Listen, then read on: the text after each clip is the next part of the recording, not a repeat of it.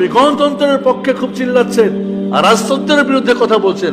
রাজতন্ত্র ইসলামে স্বীকৃত, গণতন্ত্র পুরোটাই কুফরি, এর কোনো জায়গাই নেই।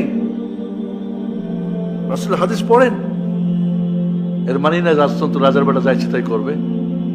রাজার বেটা রাজা হবে, তার সুযোগ আছে, তার কাজ হলো কি ইকামাতুদ্দিন ওয়া সিয়াসাত দুনিয়াবিহি, দিন কায়েম করবে, তাওহীদ সুন্নাহ কায়েম করবে, শিরক বিদআত উৎখাত করবে, এলো দিন কায়েম। আর এই দিন দিয়ে রাষ্ট্র পরিচালনা করবে, দুনিয়া পরিচালনা করবে, বাস এটা কাজ।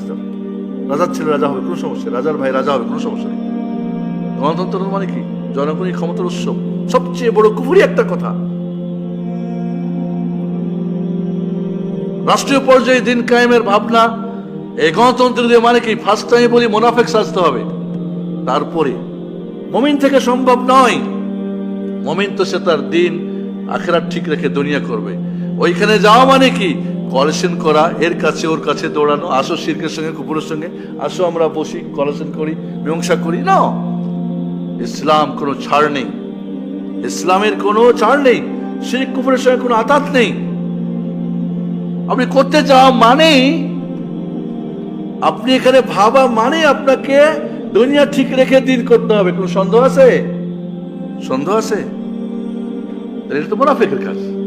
তাহলে প্রথম মুনাফিক সাজতে হবে, তারপর ওখানে যাইতে হবে। মুমিন ঈমান ঠিক রাখা যাওয়াটা অসম্ভব। আমরা আমাদেরকে বুঝাই দিচ্ছি, আমাদের ছেলে পেলেদেরকে একটা কিছু। এই জন্য বন্ধুরা, কথাগুলি স্পষ্ট বোঝার চেষ্টা করতে হবে এবং বোঝার ক্ষমতাও থাকতে হবে, হজম করার মতো পেটও থাকতে হবে। 2 নম্বর, খাইতে খাইতে পেট তো নষ্ট হয়েছে। 1 নম্বর তো পেটে সহ্যই হয় না আমাদের।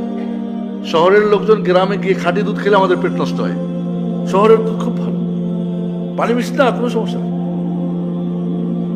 তা আমরা দিনের 2 নম্বর খাইতে খাইতে 1 নম্বর দিলে পেট নষ্ট, মাথা কাজ করে না। এটা কি?